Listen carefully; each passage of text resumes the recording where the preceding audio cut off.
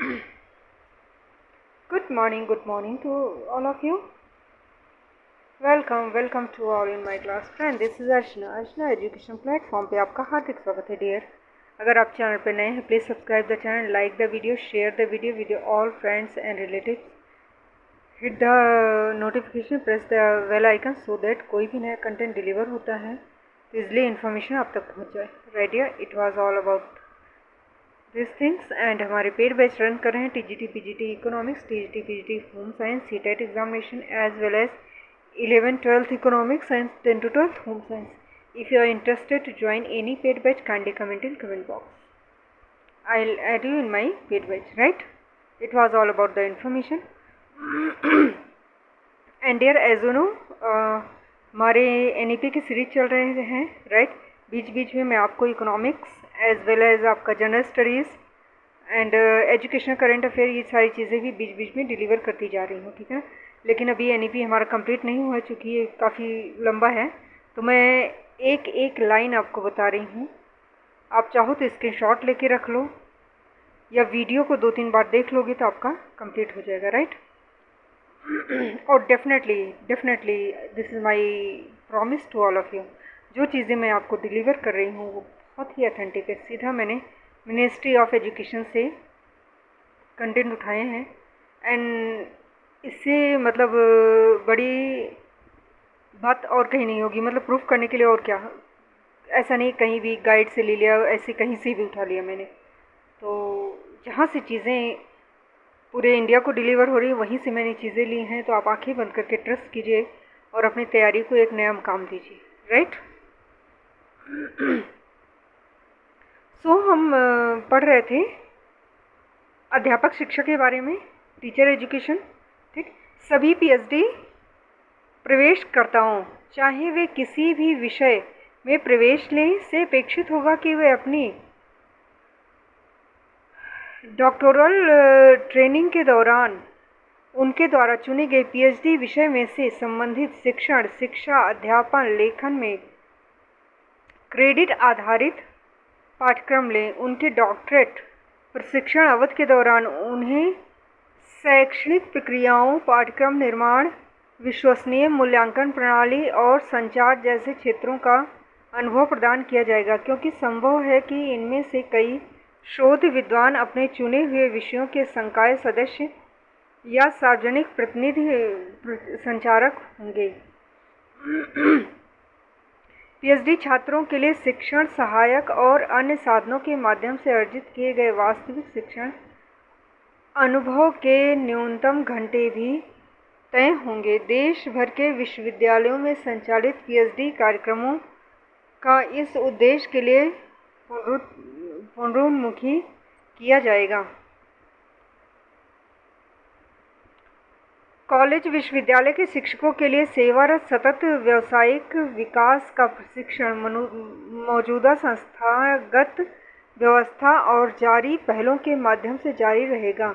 हालांकि गुणवत्तापूर्ण शिक्षा के लिए आवश्यक समृद्ध शिक्षण अधिगम प्रक्रियाओं की आवश्यकताओं को पूरा करने के लिए इनका सुदृढ़ीकरण और विस्तार किया जाएगा. शिक्षकों के ऑनलाइन प्रशिक्षण के लिए स्वयं दीक्षा, स्वयं शब्द याद रख लेना, मैंने पहले भी आपको बताए हैं. जो चीज़ें मैं बता रही हूँ, जो इम्पोर्टेंट चीज़ें हैं उनको आप प्लीज़ कहीं नोट कर लीजिए, क्योंकि ये आपको बहुत हेल्प करने वाली हैं आपके अपकमिंग एग्जामिनेशन में. ठीक है ना.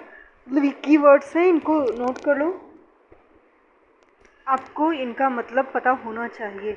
कभी कभी होता है डायरेक्ट फुल फॉर्म पूछ लेते हैं या फिर आपसे कीवर्ड का मतलब कीवर्ड के बारे में कोई क्वेश्चन भी इससे उठा लेते हैं.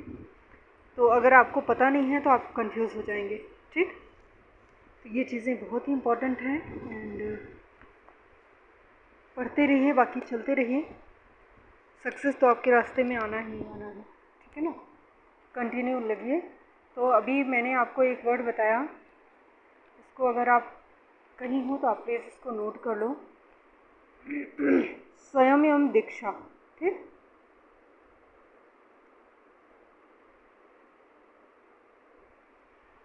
जैसे प्रौद्योगिकी प्लेटफॉर्मों के उपयोग को प्रोत्साहित किया जाएगा ताकि मानकीकृत प्रशिक्षण कार्यक्रमों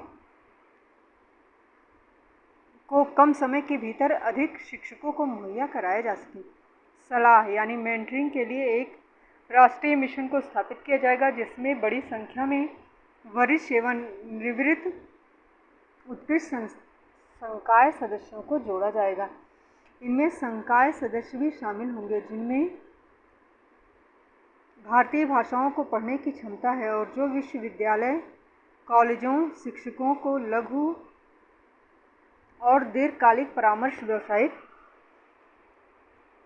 सहायता प्रदान करने के लिए तैयार होंगे। व्यावसायिक शिक्षा का नवीन आकलन, राइट। 12वीं पंचवर्षीय योजना, 12th योजना हमारी कब आई थी? ये डेट भी आपको मालूम होना चाहिए। 2012 से 2017 तक की थी और बीच में पंचवर्षीय योजना को बंद किया गया, मालूम है आपको। बंद करके नीति आयोग लाया गया। नीति आयोग का फुल फॉर्म, ये सारी चीज़ें मैंने आपको डिटेल में दे रखी हैं। प्लीज़ प्लीज़ प्लीज़ आप जाइए वीडियो को देखिए, सब कुछ मैंने आपको दे रखा है। अनुमान 19 to 24 ईयर यानी 19 से 24 साल आयु वर्ग के में आने वाले भारतीय कार्यबल के अत्यंत ही कम प्रशिक्षण 5% लोगों ने औपचारिक शिक्षा प्राप्त की है, जबकि यूएसए में 52% है, जर्मनी में 75% है, साउथ कोरिया में 96% है। मतलब संख्या काफ़ी है, लेकिन हमारे इंडिया में जो है केवल 5% है। करेक्ट।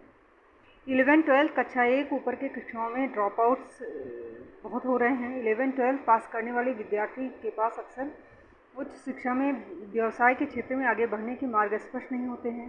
भाई 12th तक की बच्चे बोलते अभी तो 12th का एग्ज़ाम दे दें, देखते हैं, है ना, क्योंकि उनको क्लियरिटी नहीं होती है। ठीक है ना।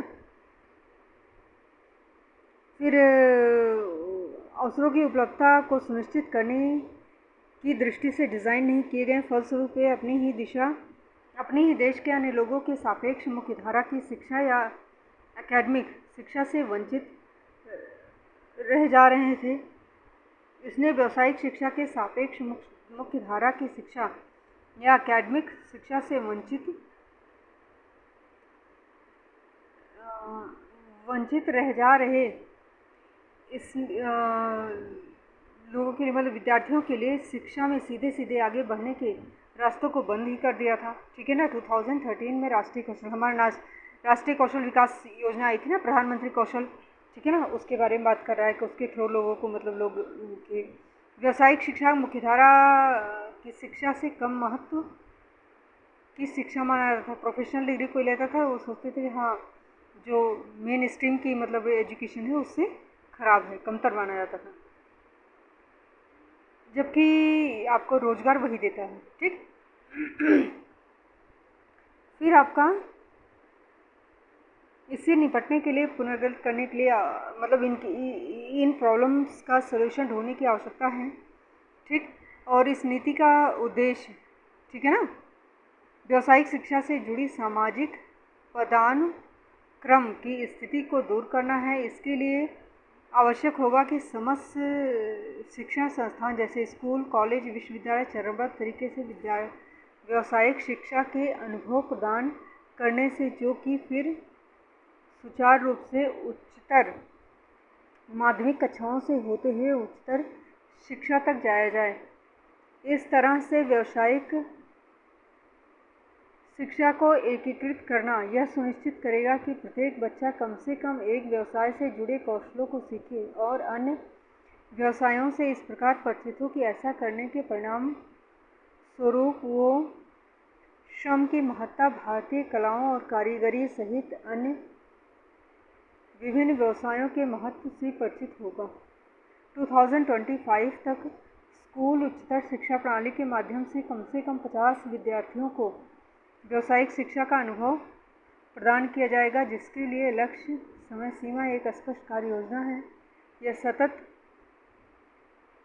विकास लक्ष्यों के लक्ष्य संख्या 4.4 के साथ संगतता रखते हैं और भारत के जनसंख्या रूपी संसाधन के पूर्ण लाभ को प्राप्त करने में मदद करेगा। GIR के लक्ष्यों को तय करते वक्त व्यावसायिक शिक्षा से जुड़े विद्यार्थियों की संख्या को भी ध्यान में रखा जाएगा। व्यावसायिक क्षमताओं और विकास, एकेडमिक अन्य क्षमताओं का विकास साथ साथ होगा।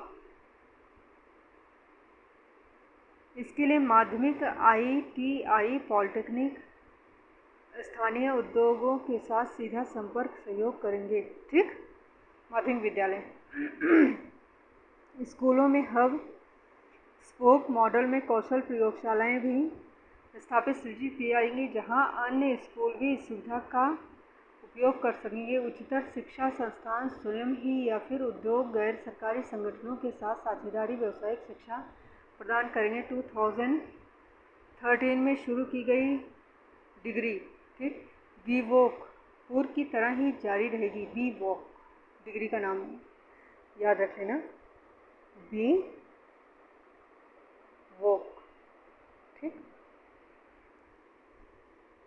पूर्व की तरह ही जारी रहेगी, लेकिन इसके अतिरिक्त भी व्यावसायिक पाठ्यक्रम अन्य सभी स्नातक डिग्री पाठ्यक्रमों में नामांकित छात्रों के लिए उपलब्ध होंगे, जिसमें 4 वर्षीय बहुविषयक स्नातक कार्यक्रम भी शामिल रहेगा।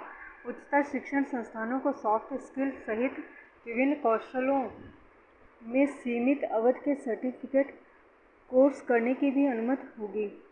लोक विद्या अर्थात भारत में विकसित महत्वपूर्ण व्यावसायिक ज्ञान से जुड़े विषयों को व्यावसायिक शिक्षा कार्यक्रमों में एकीकरण के माध्यम से छात्रों के लिए सुलभ बनाया जाएगा। जहां भी संभव हो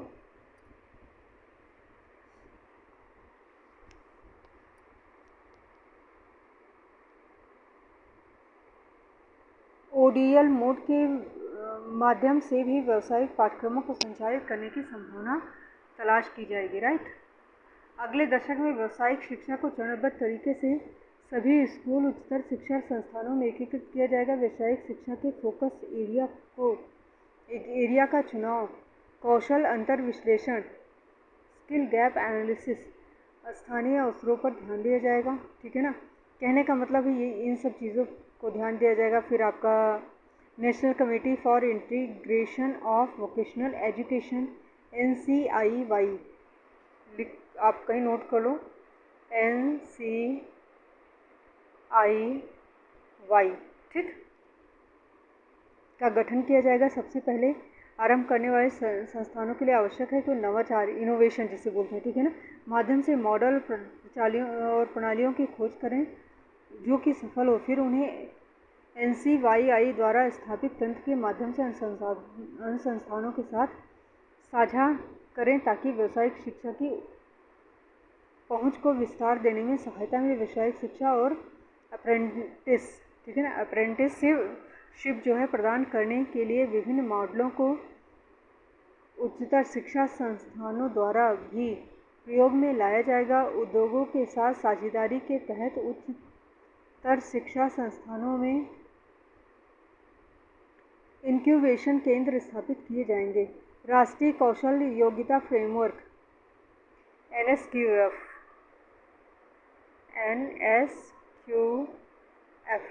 राइट, नेशनल स्किल आपका हो गया NSQF को राष्ट्रीय कौशल योग्यता फ्रेमवर्क, ठीक,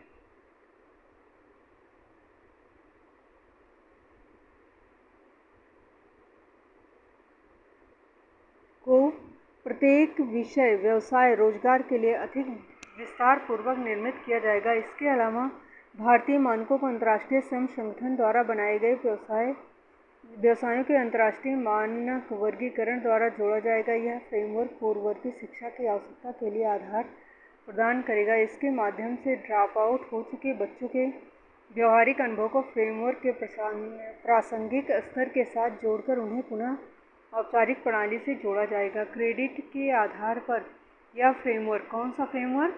राष्ट्रीय कौशल योग्यता फ्रेमवर्क, ठीक, चीज़ों को नोट करते जाइए, अच्छा रहेगा आपके लिए।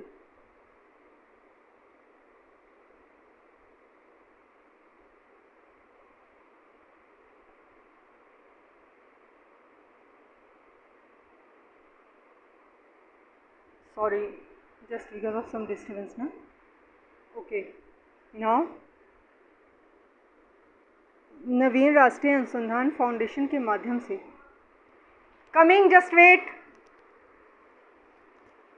डियर, मैं अभी रीस्टार्ट करती हूँ.